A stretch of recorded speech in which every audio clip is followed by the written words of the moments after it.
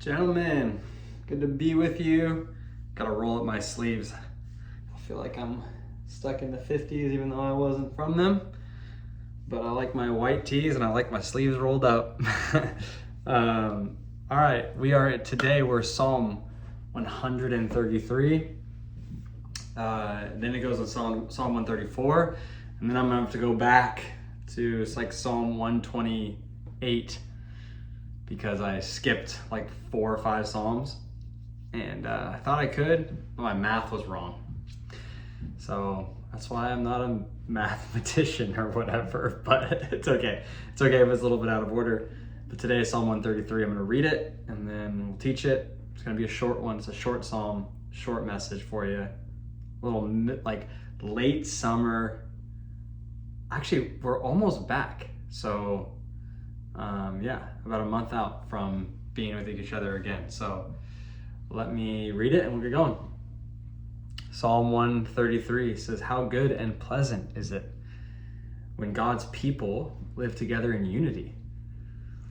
It's like precious oil poured on the head, running down on the beard, running down on Aaron's beard, running down the collar of his robe. It is as if the dew of Mount Hermon were falling on Mount Zion. For there the Lord bestows his blessing, even life forevermore." Main thing is unity. That's the main thing for this psalm. And I guess the question I have for you is, who are you not in unity with? Like right now in your life, who is someone where you have a disagreement? And look, when I say unity, I don't mean uniformity. Uniformity is like you have the same mindset, you have the same, like everything is alike. Whereas unity, you're united in the essentials, but you have differences in character and approach and ways of living in certain regards. And when I say united in the essentials, I mean like united in the essentials of your faith, united in the essentials of how you want to raise a good family, how you want to, have a great marriage, how you want to be a hardworking husband, whatever it is. That's the unity. But where, like, who are you not in unity with? Meaning, like, who is it in your life that's causing disunity in a relationship? Is it you? Is it someone else?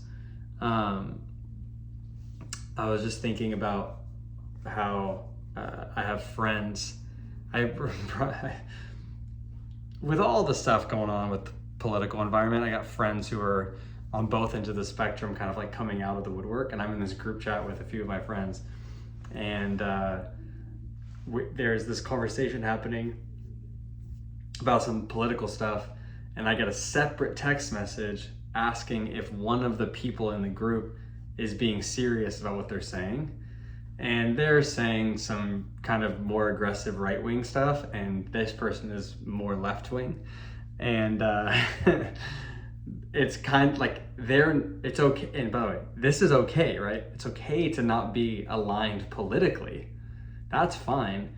But it's when you're not aligning in something and it's causing disruption in the relationship. Because where they're unified is having a good friendship, right? Is serving each other, caring for each other, being a self-sacrificial friend.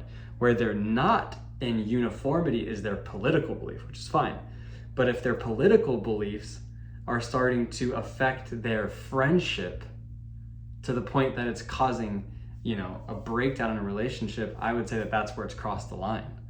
And so I'm in this situation where I'm trying to navigate with these guys, like, hey, how do we stay unified under the lifestyle of caring for each other and serving each other and being self-sacrificial, but not break, in our own values about political agendas or whatever it is. I'll be honest with you, like I'm pretty, like I have a bias, but my bias isn't, some super extreme version of anything, and I can pretty much I'm as non-biased as you can get, but I still have a bias, right? So I can kind of navigate more radical versions of each thing, just because it's just most of the time kind of funny to me, where this particular situation, the person who's more right wing is starting to offend the person who's more left wing, and it's causing a breakdown. And so I'm navigating the situation as a friend, trying to figure out how can we stay unified as a friend group. And so the question for you is the same question. How are you staying united? Like having differences in opinions in certain regards, having a different way of looking at things, but ultimately united under the same values, having the same mindset, right? Of like, hey, we're going after the same thing. Christ and Him crucified, bettering our relationships, humbly serving one another, all those things. And what the psalmist says is, when you are united, it's anointed.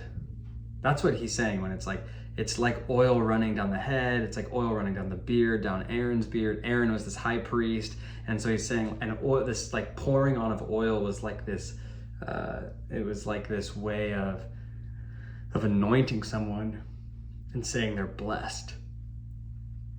And what the psalmist is saying here is it's blessed, it's anointed to live in unity with one another. Like God views it as an anointing over your life.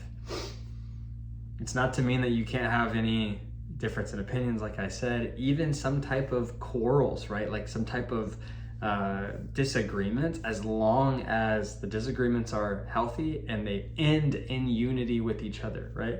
And he goes on, he says, like, I love this line, as if the dew of Mount Hermon, which is the highest point in Israel, falls on the dew of Mount Zion, which is right in Jerusalem. And he's saying, living in unity, it's like waking up in the morning and smelling the fresh dew. It's just like that beautiful, like that sweet, fresh smell. That's what living in unity is like. And I'm sure that you guys have experienced that. Like, similar for me, you know, when I'm in a season with my friends or my wife, co-workers, where we're in unity with each other, where we're, you know, we don't necessarily agree on all things, but we have the same mission, and there's not like one specific person who's breaking the unity. It's the best.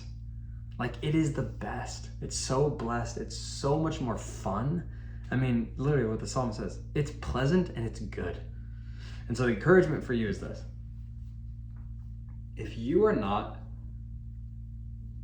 in unity right now in a relationship, my encouragement is to find unity. If you're breaking it in a relationship, my encouragement is to find it.